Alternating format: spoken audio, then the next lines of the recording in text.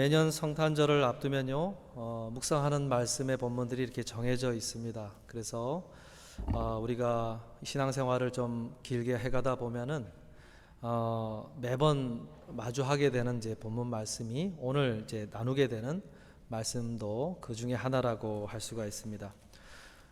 예수님을 찾아 아기 예수님을 경배하러 오는 사람들을 누가복음에서는 목자들을 소개하고 마태복음에서는 동방에서부터 찾아온 박사들을 소개를 합니다. 그것도 참 보면 굉장히 좀 의아스러운 부분이 있어요. 왜냐하면 마태복음은 주로 구약의 성경을 많이 인용하면서 그 구약 성경을 많이 알고 있는 사람들에게 주로 이제 이야기하는 편지의 내용들입니다. 그런데 그 속에 이스라엘 내에서 경배하러 나온 사람들을 소개할 법한데 이방에 있는 동방의 박사들을 또 이렇게 마태복음은 소개를 하고 있고, 반대로 누가복음은 조금 더 이렇게 이스라엘 밖에 살고 있는 헬라 문화 속에, 로마의 그런 문화 속에서 타지에 나가서 사는 사람들을 많이 고려한 복음의 서신인데, 그럼에도 불구하고 거기에 이스라엘 내에서 예수님께 나왔던 목자들을 소개하고, 모든 성경이 선교적인 관점에서 항상 다루고 있다는 것을 알 수가 있습니다. 그래서 오늘 본문에서는 동방으로부터 박사들이 별을 따라 유대 땅 베들레헴까지 이제 가는 여정을 소개를 하는데, 이제 그들이 이제 이스라엘 경내에 들어왔을 때 가장 먼저 방문한 곳이 왕이시니까 왕궁에 있지 않겠나 해서 그곳으로 갔다고 소개를 합니다. 그리고 그들의 호칭을 박사들이라고 이제 소개를 합니다. 이 박사들이라고 부른 이것은 지금으로 말하는 그런 PhD 학위를 가진다든지 그런 어떤 학문적인 공부를 많이 해서 얻은 그런 학위를 가진 사람들을 이야기하는 것이 아니라 주로 종교인 그들을 이야기합니다.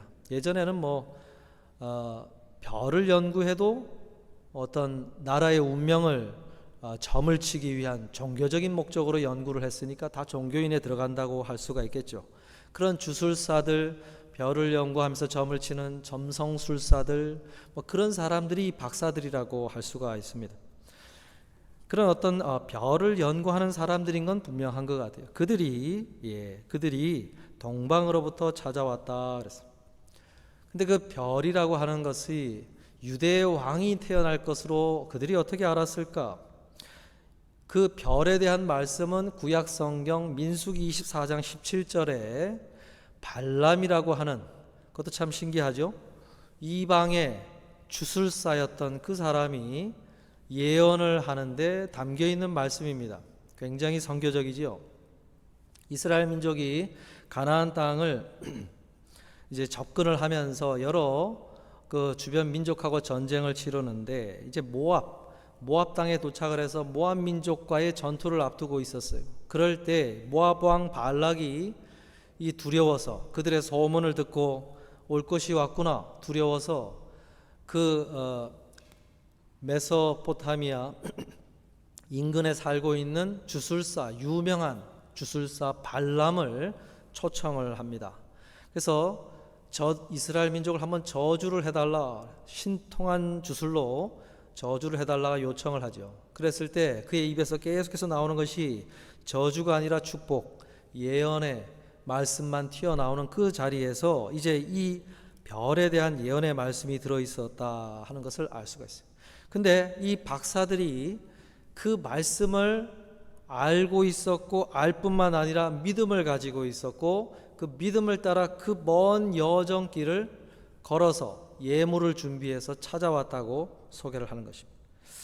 이방의 나라에 있던 그들이, 종교도 다른 그들이 어떻게 그런 말씀을 접할 수 있었을까? 또 그렇게 배울 수 있었을까? 그런 의구심이 들지요. 그 근거들을 추정을 할 때 우리가 이제 다니엘서 5장 11절에 보면은 바벨론의 느부갓네살 왕이, 그 당시 다니엘이 그런 종교인들의 우두머리로 삼는 구절이 있습니다.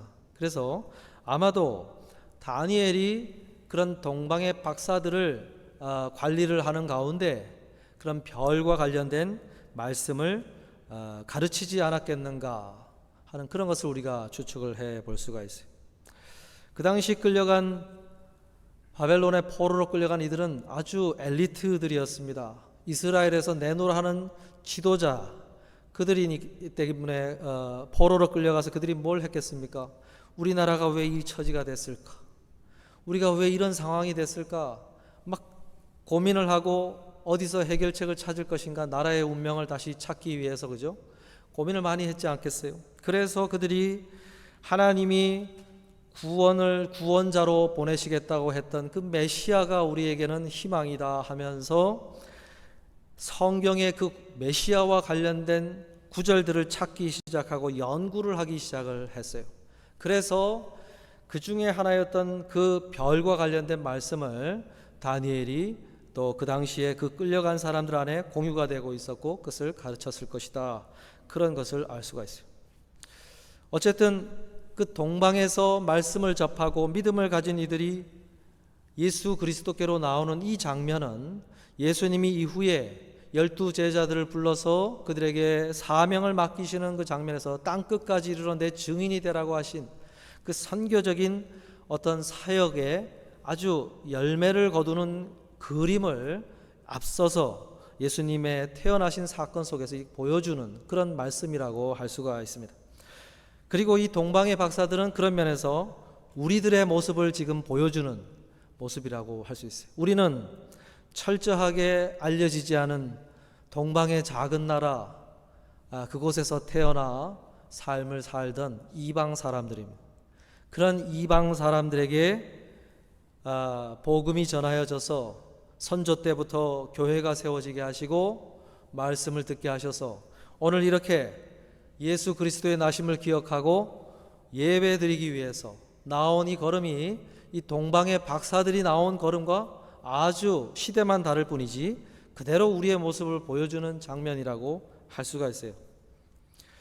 그런 면에서 오늘 이들이 이제 예루살렘, 이스라엘 경내로 들어와서 예수님을 만나기까지 걸어가는 그 장면 속에서 오늘 우리에게 주시는 하나님의 어떤 메시지가 들어있을까 몇 가지를 나누고자 합니다. 먼저 본문 1절에서 3절을 다시 보면 헤로드 왕 때에 예수께서 유대 베들레헴에서 나심에 동방으로부터 박사들이 예루살렘에 이르러 말하되 유대인의 왕으로 나신 이가 어디 계시냐?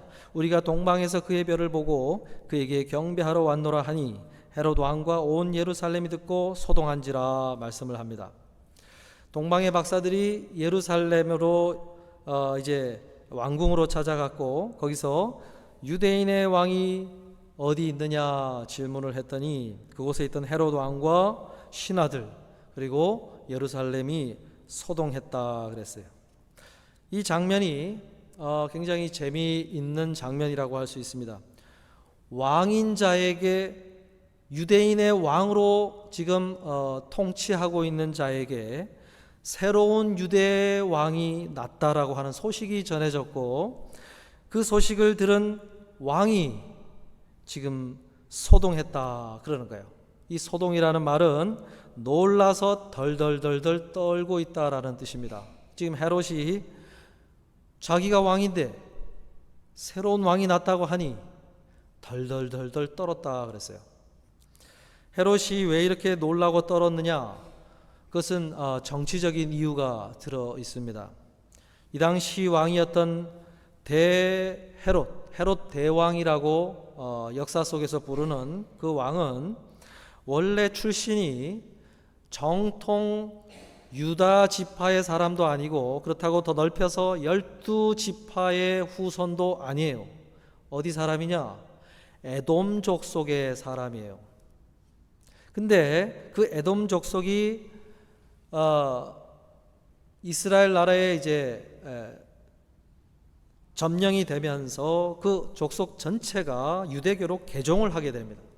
그 유대교로 개종을 하는 가운데 그 선대의 아버지 때에 그 개종을 하게 되었고 그러면서 그 가문 전체가 어떻게 하면 이 새롭게 에돔 족속에서는 어느 정도 성공을 했는데 이제 이 이스라엘 땅에서 어떻게 우리가 살아남을 것인가, 여기에 초점을 맞추고 그 당시 로마에 의해서 다시 점령이 되던 이스라엘 정치 상황을 보면서 그 파견이 되는 총독이라든지 장군들에게 뇌물을 쓰고 협상을 해가지고 그 정치적인 그런 협상을 통해서 분봉왕으로 유대 지방을 다스리는 총독과 거의 비슷한 위치의 분봉왕으로 임명이 되어서 왕이 된 사람이 이 헤롯 대왕이라고 할 수 있어요.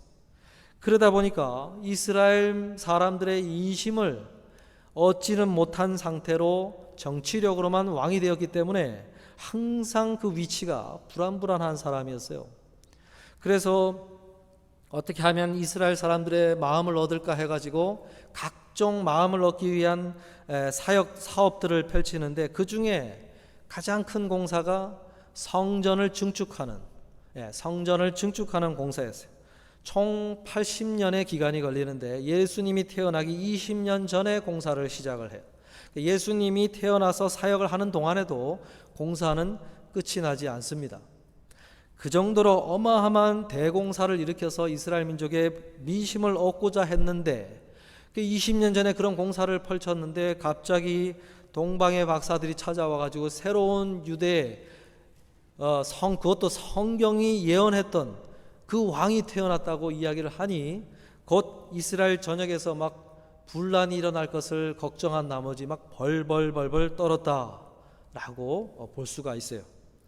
이 장면에서 이제 우리가 어떤 메시지가, 우리에게 주시는 메시지가 들어있을 것인가 생각을 해보면, 이 세상에서 어떤 직함을 가지고 있든지 어떤 성공의 위치로 나아갔든지 간에 예수 그리스도 앞에 서게 되면, 아니면 그분이 오시게 되면 깨닫게 되는 것이 무엇이냐? 자기가 최고인 줄 알았는데, 자기가 이 땅에서 왕인 줄 알았는데 자기가 왕이 아니구나 하는, 주인 노릇을 한 것이구나, 왕 노릇을 한 것이구나 하는 사실을 마주하게 된다는 거예요. 이 구절이 그것을 알려주고 있어요. 그래서 어떤 자가 지혜로운 자이냐? 그것은 내가 더 이 땅에서 주인 노릇, 왕 노릇을 하려면은 더 많은 힘을 가져야 되겠다, 더 많은 어떤 조건을 갖춰야 되겠다 하면서 그것을 얻기 위해서 더 많은 노력을 해가는 자가 지혜로운 것이 아니고, 더 큰 위치로 올라가는데 온 힘을 쓰는 자가 지혜로운 자가 아니고, 일찍이 말씀을 듣고 그 사실을 깨닫고, 내가 주인이 아니구나, 내가 인생의 주인이 아니고 왕이 아니구나 하는 사실을 깨닫고 하나님 앞에 이 박사들처럼 경배하기 위해서, 예배드리기 위해서 나아가는 자들이 참 지혜로운 자다 하는 것을 이 말씀이 가르쳐 주는 것입니다. 많은 사람들이 죽을 때까지 그것을 깨닫지 못하는 경우가 참 많습니다. 내 인생, 내 뜻, 내 계획, 내 목적을 이루는 것이 최고지 하면서 그렇게 삶의 모든 시간을 자기에게 초점을 맞추고 살아가다가 결국 마지막에 가서야 비로소 그분 앞에 설 때에 깨닫게 된다는 거죠. 그런데 그때는 너무 늦은 때이고 후회를 하게 된다는 것입니다. 동방의 박사들은 그런 모습을 보여주지 않고 말씀이 가르쳐주는 빛을 따라 왕 대신 예수 그리스도를 찾아와서 이렇게 고백을 하지요. 그에게 경배하러 왔노라. 그에게 경배하러 왔노라. 여러분, 이게 가장 지혜로운 자라는 거예요. 예수 그리스도를 그렇게 발견하고 그분 앞에 무릎을 꿇고 경배하러 나오는 자가 성경이 보여주는 가장 지혜로운 자고 하나님이 참으로 만나기를 원하시는 사람들이다 하는 사실을 지금 보여주고 있습니다. 여러분, 경배가 무엇일까요? 예배라는 것이 무엇일까요? 그것은 내가 내 인생의 주인이 아니구나를 깨달은 이들이 예수님을 내 인생의 구주요 주인 되심을 고백하는 행위가 경배라는 거예요. 예배라는 것입니다. 사랑하는 성도 여러분, 올 한 해 우리의 돌아온 걸음을 한번 돌아보시면서 때로는 그랬을 거예요. 내가 내 인생의 주인인 것처럼 걸을 때가 참 많이 있었지 않았나. 그런 것을 한번 돌아보시고 오늘 이제 성탄을 마주하면서 어쩌면 오늘 한 해의 시간이 다 되어진 이 시점에서 우리가 무엇을 다시금 생각하고 우리의 마음을 다시금 새롭게 할 것이냐? 그것은 예수 그리스도가 내가 고른 모든 인생의 주권자이시고 주인이시고 앞으로 내가 걸어가야 될 새로운 2024년도의 걸음 위에 그분의 뜻을 따라 걸어야 될, 참 나는 그분 앞에 경배자로 예배자로 서야 되는 사람이구나 하는 사실을 우리 모두가 깨닫게 될 수 있기를 주님의 이름으로 축원합니다. 둘째로 본문 4절에서 8절의 말씀을 보기를 원합니다. 좀 길지만은 다시 한번 볼 수 있기를 바랍니다. 왕이 모든 대제사장과 백성의 서기관들을 모아 그리스도가 어디서 나겠느냐 물으니 이르되 유대 베들레헴이오니 이는 선지자로 이렇게 기록된 바 또 유대 땅 베들레헴아 너는 유대 고을 중에서 가장 작지 아니하도다. 내게서 한 다스리는 자가 나와서 내 백성 이스라엘의 목자가 되리라 하였음이니이다. 이에 헤롯이 가만히 박사들을 불러 별이 나타난 때를 자세히 묻고 베들레헴으로 보내며 이르되 가서 아기에 대하여 자세히 알아보고 찾거든 내게 고하여 나도 가서 그에게 경배하게 하라 말씀합니다. 헤롯 왕이요 소동하고 벌벌 떨다가 그 다음 어떤 반응을 보였느냐 이렇게 그것을 소개를 하는데 대제사장들과 서기관들을 불러 모았다 그랬어요. 왜 불러 모았느냐? 그들로부터 말씀을 찾아보고 구체적으로 그 유대에 태어났다고 하는 그 왕이 어디서 태어났고 어떻게 태어나는지에 대한 정보를 다 찾아가지고 나에게 알려달라 하기 위해서 그들을 불러 모았다는 거예요. 말씀의 소위 전문가들을 다 불러 모았다. 그러면서 박사들에게도 계속해서 정보를 캐내려고 해요. 혹시 가서 언제 그 별이 나타났느냐, 혹시 가서 그 아기를 만나게 되면은 나에게 좀 알려달라. 지금 정보를 계속해서 모으고 있어요. 그러면서 그걸 왜 알려고 하느냐? 나도 가서 경배하기 위해서다라고 이야기를 합니다. 그런데 이후에 그가 벌린 일을 보면 경배하기 위해서가 아니라 그 아기를 잡아 죽이려고 제거하려고 그러한 정보를 알기 힘썼다는 것을 알 수가 있어요. 겉으로는 아기에 대해서 그 왕에게 대해서 경배하기 위해서라고 밝혔지만 그리스도를 제거하고 왕을 제거하고 자신이 여전히 왕으로서 경배받는 위치에 있기를 원했다는 거예요. 그래서 이러한 반응을 보였다라고 이야기를 합니다. 여러분, 이 말씀 앞에서 우리의 모습을 한번 돌아볼 수 있기를 바랍니다. 우리가요 헤롯처럼 내가 정말 하나님을 예배하기 위해서 하나님의 말씀을 대하고 있는가? 아니면 헤롯처럼 나의 유익과 필요와 안위를 위해서 말씀으로부터 정보를 캐내기 위해서 하나님의 말씀의 책 성경을 대하고 있는가? 여기에 대해서 한번 질문해 보라는 거예요. 헤롯은 거들떠도 보지 않던 하나님의 율법의 말씀의 책을 정보를 캐내기 위해서 그것을 알고 있는 자들을 불러 모아서 정보를 캐내라. 그 정보를 담고 있는 책 그 이상의 의미로 보지를 않았어요.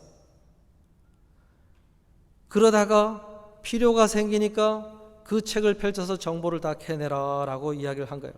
그러나 동방의 박사들은 그렇지 않았어요.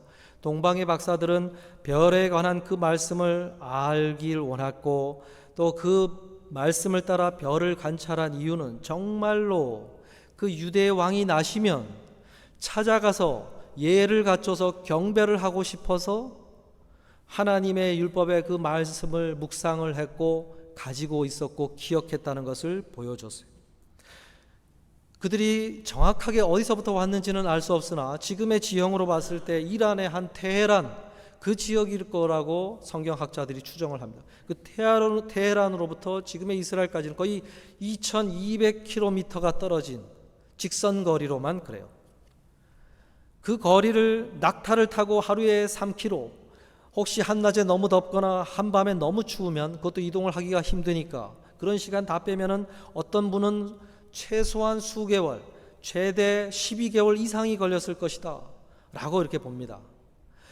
정말로 경배하고 싶어 하는 그 열망을 가지고 자기의 나라 사람도 아니고 거의 식민지 속국으로 어렵게 근근히 살아가고 있는 그 유대의 왕을 만나고 싶어서 그렇게 찾아왔다는 거예요. 그 말씀에 대한 자세와 태도가 헤롯과 동방의 박사들이 확연하게 지금 차이가 나고 있는 모습을 성경이 우리에게 보여주고 있어요. 여러분, 우리는 헤롯처럼 하나님의 말씀을 대하고 있는가, 아니면 동방의 박사들처럼 말씀을 대하고 있는가, 이런 것을 돌아보라는 거죠. 여러분, 이 태도가 차이가 나기 때문에 하나님이 어떻게 이들의 삶의 걸음을 인도하시는지를 소개를 하는데, 오늘 본문 12절에 보면은 헤롯의 경우에는 그들은 꿈에 헤롯에게로 돌아가지 말라 지시하심을 받아 다른 길로 고국에 돌아가니라 그래요. 그러니까 동방의 박사들이 원래는 헤롯에게 가서 그 사실을 알려주려고 했다는 거예요. 그런데 하나님이 사자를 보내서 꿈에 헤롯에게로 돌아가지 말라고 그의 걸음을 가로막았다는 거죠. 가로막았다. 적극적으로 하나님은 헤롯이 그 말씀을 따라 난 아기 예수를 만나지 못하도록 가로막고 있는 모습을 보여줘요. 반대로 참 경배자가 되고 싶어서 찾아왔던 동방의 박사들은 어떻게 되었느냐? 10절에 보니까 그들이 별을 보고 매우 크게 기뻐하고 기뻐하더라.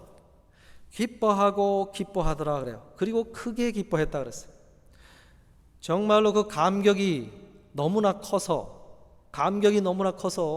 기쁨이 끊어지지 않는 그러한 것을 경험하게 됐다 그랬어요. 이게 무엇을 알려주냐면 하나님의 말씀을 어떻게 대하고 있느냐에 따라 하나님은 철저하게 그 은혜를 감추어 버리시고 막아 버리시는 사람의 모습이 헤롯이고, 그 말씀의 풀 패키지를 넘치도록 경험하도록 하기를 원하신 사람들이 이 헤롯이 아니라 동방의 박사들이었다는 것을 소개를 하는 거예요. 우리가 하나님의 말씀을 정보로만 대하는 사람에게는 정보 그 이상의 그 어떤 것도 경험되지 않는다는 거예요. 그러나 동방의 박사들처럼 그분께로 나아가 내 인생의 주인 되시고 인도자 되신 그 왕 되신 주님을 위해 귀한 것을 가지고 나아가 무릎을 꿇고 그분 앞에 예배하고 싶어서 찾아간 이들은 기뻐하고 크게 기뻐하는 풍성한 은혜를 맛보도록 그 은혜의 문을 활짝 열어 주셨다는 것을 오늘 소개를 하는 것입니다. 사랑하는 성도 여러분, 오늘 우리는 어떻게 하나님의 말씀을 대하고 있느냐? 우리도 어떤 면에서는 하루 종일 성경책을 서재에다가 끼워놓고 먼지가 풀풀 나고 예배를 드릴 때 필요한 정보를 얻기 위해서 그저 그때만 성경을 가져와서 펼치는 헤롯 대왕과 같은 모습을 하고 있느냐? 아니면 하나님을 더 알고 싶고 하나님을 더 어떻게 하면 그분의 뜻을 따라 걸어갈 수 있는 삶이 될까 하는 열망을 가지고 말씀 하나하나를 순종하기 위해서 그것을 바라보고 가까이 하고 있는가? 그래서 나는 정보 외에는 아무것도 은혜가 보이지 않는 그런 은혜를 누리면서 살아가고 있느냐? 아니면 하나하나 주시는 그 은혜가 하루하루 넘쳐서 크게 기뻐하고 있는 그런 삶의 걸음을 올 한 해 걸어왔느냐 한번 돌아보라는 거죠. 사랑하는 성도 여러분, 우리 모두가 오늘 우리의 걸어온 걸음을 돌아보시면서 내가 참 은혜의 문이 막혀 있는 것은 아닌가 하면서 이런 동방의 박사들처럼 은혜의 문이 활짝 열려지는 그러한 은혜의 비밀한 것을 경험해가는 남아있는 올 한 해 그리고 새로운 한 해를 맞이하실 수 있는 저와 여러분 되시기를 주님의 이름으로 축복합니다. 말씀을 마치려고 합니다. 하나님께 순종하기 위한 목적으로 말씀을 대했던 사람이 프랭크 찰스 로박이라고 하는 필리핀에서 민다나오 섬에서 모로족이라고 하는 그 모로 부족을 선교했던 선교사님 한 분이 있어요. 이분이 1900년도 초반에 많은 사역을 했는데 그 무슬림 마을이었는데 그곳에 갔더니 글을 모르는 문맹의 사람들이 너무 많더라. 그래서 일단 복음을 전하기 전에 글을 좀 가르쳐야 되겠다 해가지고 문맹 퇴치 선교 사역을 많이 하셨던 분입니다. 그 공로를 인정받아서 미국의 최초로 우표에 그의 초상화가 기재가 된 선교사님이에요. 이분이 간증이 하나가 있는데 그게 뭐냐면은 그의 나이 31세부터 선교사로 활동을 했으나 53세가 될 때까지 풀리지 않는 어떤 갈증이, 신앙의 질문들이 있었다고 그래요. 그래서 어느 날 1937년도 1월부터 하나님 앞에 결단을 하기를, 하나님, 제가 하나님 앞에서 이 질문들이 많은데 매일 기도하고 말씀 읽고 그리고 나에게 주시는 어떤 마음을 따라 순종하는 순종 일기를 한번 적어 가보겠습니다. 그랬어요. 아침에 눈을 뜰 때부터 잠을 잘 때까지 제가 한번 해보겠다고 결단을 했다는 거예요. 그리고는 하나님이 주시는 마음과 자신의 생각이 부딪힐 때마다 자신이 어떤 선택을 했는지를 이제 기록을 해 가기를 시작을 합니다. 순종 일기를 쓴 거죠. 그러면서 그가 경험을 하게 된 것이 생각보다 하나님이 주신 마음보다 자신이 하고 싶은 생각을 따라 선택을 하는 것이 너무 많더라 그랬어요. 그러면서 6개월간을 꾸준하게 해가면서 6개월이 지나면서 자신에게 어떤 것이 경험이 됐느냐, 그런 것들을 이제 쓰기 시작하는데 그 일기의 기록들을 모아가지고 1930년도에 책을 하나 출판을 하는데 Letters by a Modern Mystic이라고 하는 책을 냅니다. 거기서 어떤 고백을 하냐면 이런 고백을 해요. 내 마음대로 살 때는 전혀 느껴본 적이 없는 거대한 계획 속에 내가 살아가고 있다는 사실이 점점점 느껴지기 시작했습니다. 그래요. 그러면서 필요한 것이 있어 돌아보면 바로 그것이 나를 기다리고 있었습니다.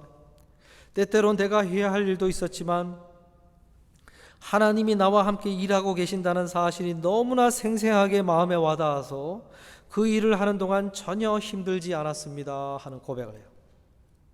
이분이 정말로 딱딱한 사람이었는데, 딱딱한 어떤 신학적인 사람이었는데 나중에 영성 신학자가 되고 막 어떤 주체할 수 없는 마음의 뜨거움을 막 토로하는 그런 분이 되었어요.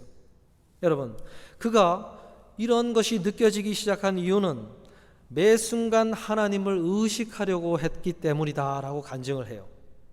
아침에 눈을 떠서 잠들 때까지 하나님이 살아계시고 지금 나와 함께 하신다, 하나님이 어떤 마음을 주시냐를 계속해서 의식하기 시작할 때 그런 것을 경험하기 시작했다고 그래요.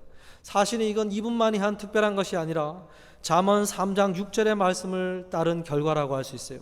너는 범사의 그를 인정하라, 그리하면 내 길을 지도하시리라. 범사의 모든 일에 순간순간 하나님을 인정하라. 그러면 하나님 그분이 너 길을 지도하시리라 그랬어요. 사랑하는 성도 여러분, 하나님을, 우리도 마찬가지일 거예요. 하나님을 인식하고 인정하면 그분이 지도하는 손길이 경험될 것이라는 것입니다.